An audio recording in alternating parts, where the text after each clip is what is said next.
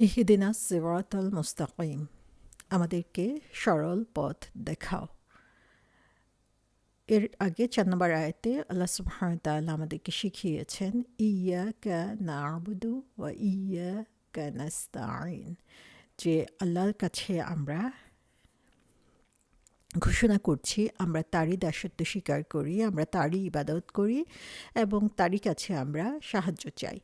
এখন আল্লাহর ইবাদত করার জন্য এবং তার কাছে সাহায্য পাওয়ার জন্য আমাদের দরকার হচ্ছে গাইডেন্স, এবং সেই গাইডেন্স ফিল করার পরে যে এই যে আমাদের গাইডেন্সটা দরকার, সেটা যখন আমরা বুঝতে পারবো যে আমরা একা একা আল্লাহর পথে বা আমাদের নিজেদের পক্ষে ইবাদতটাকে সম্পূর্ণভাবে করা সম্ভব না যদি আল্লাহ আমাদেরকে গাইড না করেন, আল্লাহ যদি আমাদেরকে সাহায্য না করেন, যখন এই প্রয়োজনীয়তাটুকু আমরা বুঝতে পারবো, তখনই আমরা বলছি ইহদিনাস সিরাতাল মুস্তাকিম, যে আমাদেরকে সরল পথ দেখাও। তারপরে আল্লাহ সুবহানাহু ওয়া তাআলার কাছে আমাদের যে নিবেদন, আমাদের যে প্রার্থনা বা দোয়া, সেটা হচ্ছে আল্লাহকে আমরা বলছি আল্লাহ তুমি আমাদেরকে সিরাতাল মুস্তাকিম দেখাও, আমাদেরকে সেই পথে গাইড করো। ইহদিনা, ইহদিনা শব্দটা এসেছে হাদায়া থেকে। হাদায়া শব্দটা আমরা হিদায়াত শব্দের সাথে পরিচিত। হিদায়াত শব্দের অর্থ হচ্ছে গাইড করা, কাউকে পথ দেখানো, কাউকে সঠিক রাস্তায় দেখিয়ে দেওয়া, সেটাকে হিদায়া বলা হয়ে থাকে। এবং সেখান থেকে ইহদিনা, যে আমাদেরকে সঠিক পথ দেখাও। সো আমরা যখনই আল্লাহ সুবহানাহু ওয়া তাআলার কাছে ইহদিনা সিরাতাল মুস্তাকিম বলছি, তখনই আল্লাহর কাছে আমরা চাচ্ছি আল্লাহ আমাদেরকে সঠিক পথটা দেখাও। এবং আমাদের এই যে চাওয়া, এই চাওয়ার উত্তরে আল্লাহ সুবহানাহু ওয়া তাআলা পুরা কোরআনকে আমাদের সামনে দিয়ে দিয়েছেন। This is the straight path, এটাই হচ্ছে সেই সঠিক পথ যেটা তুমি চাচ্ছ, যেটা তুমি খুঁজছো। এবং আল্লাহ সুবহানাহু ওয়া তাআলা এখানে স্ট্রেট পাথ বলে এই পুরা কোরআনটাকে এখানে মেনশন করে দিচ্ছেন। এখানে আল্লাহ কোরআন বলছেন না বা কোরআনের কথা শুধু উল্লেখ করছেন না, আল্লাহ সুবহানাহু ওয়া তাআলা রাইট ওয়ে বলতে, সিরাতুল মুস্তাকিম বলতে এই পুরা কোরআনটাকে আমাদের সামনে দিয়ে দিয়েছেন। সো আমরা যখন আল্লাহ সুবহানাহু ওয়া তাআলার কাছে, যিনি হচ্ছেন আমাদের রব্বুল আলামিন, তার কাছে যখন আমরা দোয়া করছি তিনি কিভাবে আমাদেরকে ভুল পথে ছেড়ে দিবেন, তিনি কিভাবে আমাদেরকে নিজের মতো চলতে দিবেন।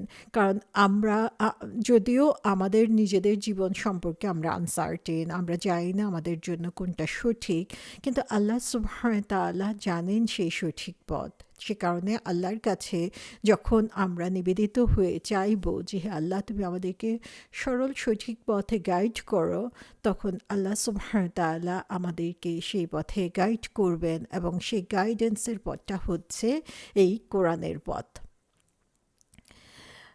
সূরা মারিয়ামে আল্লাহ সুবহানাহু ওয়া তাআলা বলেছেন বা ইন্নাল্লাহা রাব্বি ওয়া রব্বুকুম, যে নিশ্চয়ই আল্লাহ আমার পালনকর্তা এবং তোমাদেরও পালনকর্তা। অতএব তোমরা কি করো, বলা হচ্ছে যে ফারবুদুহু, যে তোমরা তার ইবাদত করো। হাযা সিরাতুম মুস্তাকিম, এটাই হচ্ছে সঠিক পথ, এটাই হচ্ছে সরল পথ। তাহলে আল্লাহ সুবহানাহু ওয়া তাআলার ইবাদত করা, আল্লাহ সুবহানাহু ওয়া তাআলাকে রব হিসেবে মেনে নিয়ে তার পথে চলাটাই হচ্ছে সরল পথ। এটা আমরা এখান থেকে দেখতে পাচ্ছি। এই হিদায়াত অথবা গাইডেন্সের কথা আমরা যদি চিন্তা করি, তাহলে দেখব যে এই গাইডেন্সের 3টা অ্যাসপেক্ট রয়েছে। 3টা দিক থেকে আমরা এটাকে চিন্তা করতে পারি।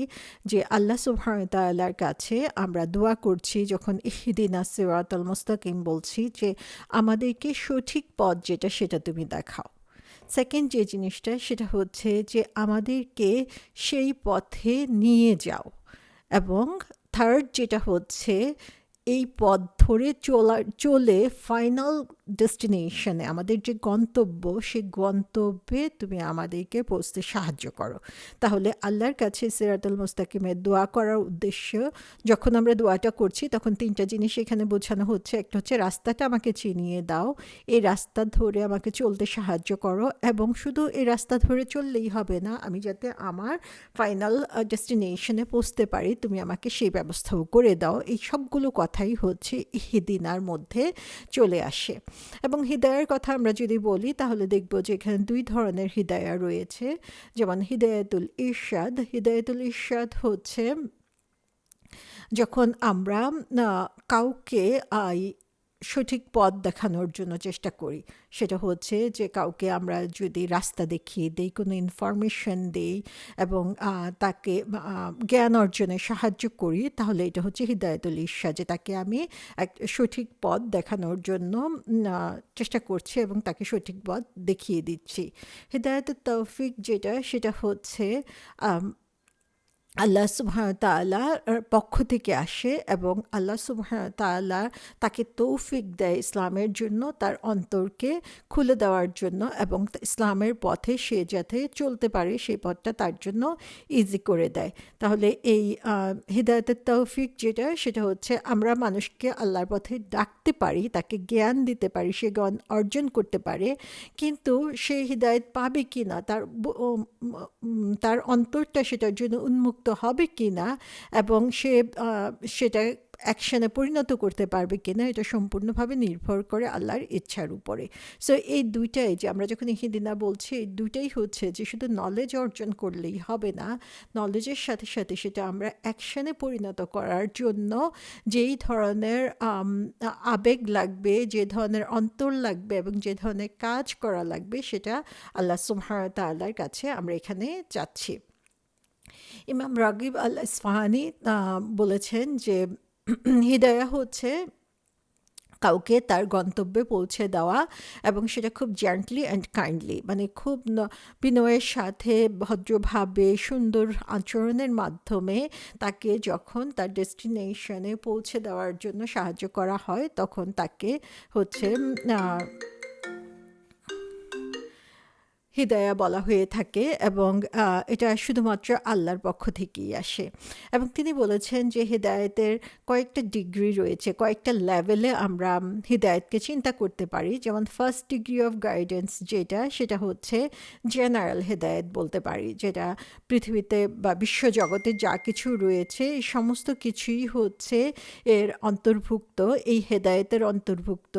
সেটা গাছপালা, প্রাণী, যা কিছু হতে পারে, সমস্ত কিছুই আমরা এর মধ্যে অন্তর্ভুক্ত চিন্তা করতে পারি। তো আল্লাহ সুবহানাহু ওয়া তাআলা তাদেরকে চিনার জন্য, আল্লাহ সুবহানাহু ওয়া তাআলা তাদেরকে সঠিক পথে চলার জন্য, বা তাদের যে জীবনধারা হওয়া উচিত সেই জিনিসগুলোকে আল্লাহ সুবহানাহু ওয়া তাআলাই হচ্ছেন জ্ঞান দিয়েছেন, এবং সেই জ্ঞান অনুযায়ী সে চলতে পারে। এবং আল্লাহ সুবহানাহু ওয়া তাআলা ইন জেনারেল সবাইকে হিদায়াত দিয়ে থাকেন, এবং এই হিদায়াতের উদ্দেশ্য যেটা, সেটা হচ্ছে যে দুনিয়ার বুকে সে কীভাবে চলবে সেটা আল্লাহ সুবহানাহু ওয়া তাআলা তাকে শিখিয়ে দেন। এবং আল্লাহ সুবহানাহু ওয়া তাআলার এই ফার্স্ট ডিগ্রি অফ গাইডেন্স যেটা, এটা সবার জন্যই ওপেন, সবার জন্যই এটা আল্লাহ সুবহানাহু ওয়া তাআলা রেখে দিয়েছেন। সো এই কারণেই হচ্ছে প্রত্যেকটা সৃষ্টি হচ্ছে তাদের পার্টিকুলার নেচার রয়েছে, তাদের কাজের বা তাদের কাজ করার বা অ্যাক্টিভিটিস হচ্ছে তাদের নিজস্ব প্রকৃতির হয়ে থাকে, এবং এই সব কিছুই হচ্ছে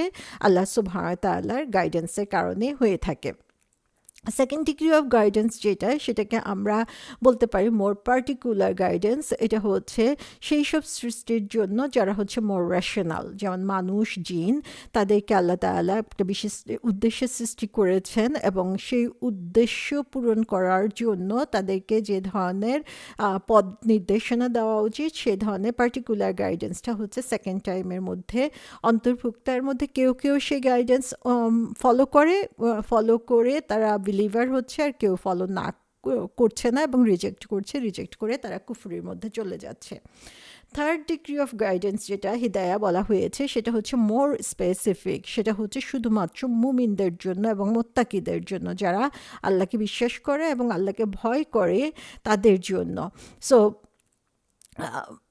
দ্য থার্ড কাইন্ড অফ গাইডেন্সও হচ্ছে সরাসরি আল্লাহর পক্ষ থেকে আসছে, এবং এটা হচ্ছে আল্লাহর তৌফিকের উপরে ডিপেন্ড করে, যে আল্লাহ যাকে তৌফিক দিবেন তার জন্যই এটা প্রযোজ্য হবে। এবং এই তৌফিকের কারণে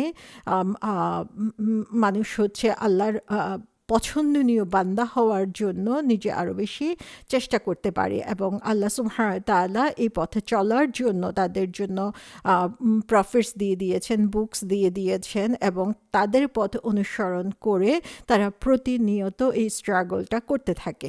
তাহলে এখানে আমরা দেখতে পাচ্ছি যে 3 ধরনের গাইডেন্সের কথা তিনি বলেছেন, এবং এক একটা গাইডেন্স হচ্ছে এক এক লেভেলের মধ্যে, এবং প্রত্যেকটা গাইডেন্সেরই একটা উদ্দেশ্য রয়েছে, কিন্তু সবচেয়ে উত্তম এবং সর্বোৎকৃষ্ট যেটা সেটা আমরা দেখতেছি যে হায়ার স্টেজে যেটা রয়েছে সেটা হচ্ছে মুমিন এবং মুত্তাকিদের জন্য স্পেসিফিক যে হিদায়া আল্লাহ সুবহানাহু ওয়া তাআলা দিয়ে দিয়েছেন, সেই হিদায়া অনুযায়ী নিজেদেরকে পরিচালিত করা, এবং সেই হিদায়া অনুযায়ী পরিচালিত করার জন্যই আল্লাহ সুবহানাহু ওয়া তাআলা গাইডেন্স হিসাবে কোরআন দিয়েছেন, এবং সেই কোরআনকে অনুসরণ করার যোগ্য করে দেখানোর জন্যই নবী রাসূল সাল্লাল্লাহু আলাইহি সাল্লামকে দিয়ে দিয়েছেন। এখন কথা হচ্ছে যে যারা অলরেডি মুসলমান তাদের জন্য গাইডেন্সে কি দরকার, অথবা যারা বিলিভার আমরা মনে করি যে আমরা তো অলরেডি মুসলিম হয়ে গিয়েছে, আমাদের আর দোয়া করার কি দরকার, আমরা তো আল্লাহর পথে আছি। সেই ব্যাপারে আমরা এভাবে চিন্তা করতে পারি যে আসলে আল্লাহ সুবহানাহু ওয়া তাআলার পছন্দনীয় বান্দা হওয়ার জন্য কোনো লেভেল নাই, যে এটাই লাস্ট লেভেল এবং এরপরে ভালো হওয়ার আর কোনো সুযোগ নাই, যেটা আমরা রাসূল সাল্লাল্লাহু আলাইহি ইসলামের জীবনে দেখেছি যে তিনি আল্লাহর পছন্দনীয় বান্দা স্বীকৃতি পাওয়ার পরেও তিনি প্রতিনিয়ত আরও বেশি আল্লাহর পছন্দনীয় হওয়ার জন্য চেষ্টা করে গিয়েছেন।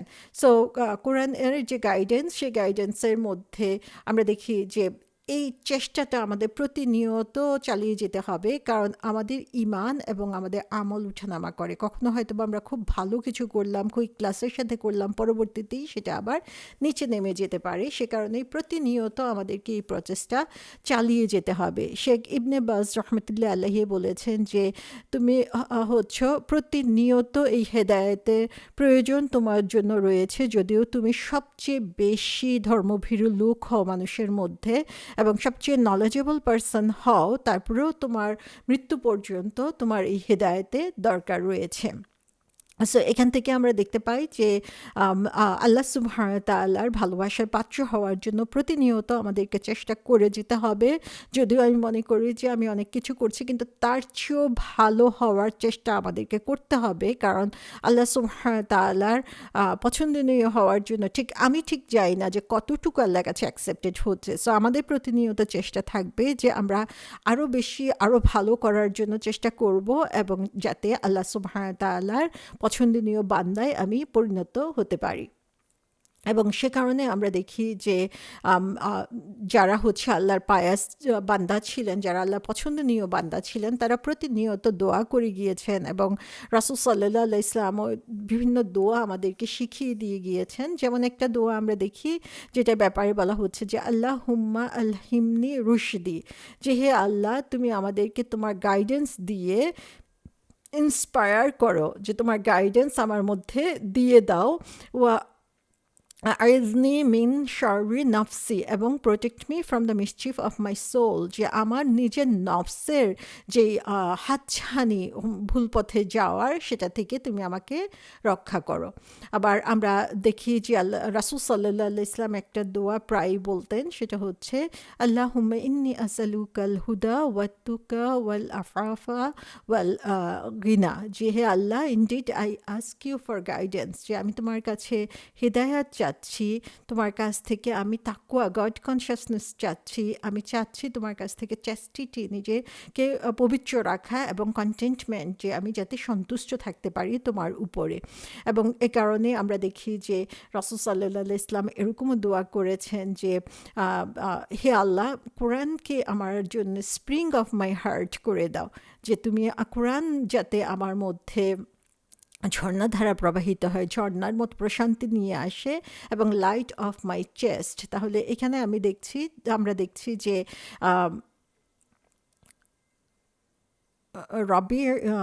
কোরআনকে আমার অন্তরের স্প্রিং মানে বসন্তকালের মতো বানিয়ে দাও, এবং এটাকে আমার অন্তরের আলো বানিয়ে দাও। তাহলে এই যে কোরআন হচ্ছে আমার হেদায়েতের উৎস, এবং সেই হেদায়েতের উৎসের উপরই হচ্ছে হেদায়েতের উৎসটা যাতে আমার মধ্যে সারাক্ষণ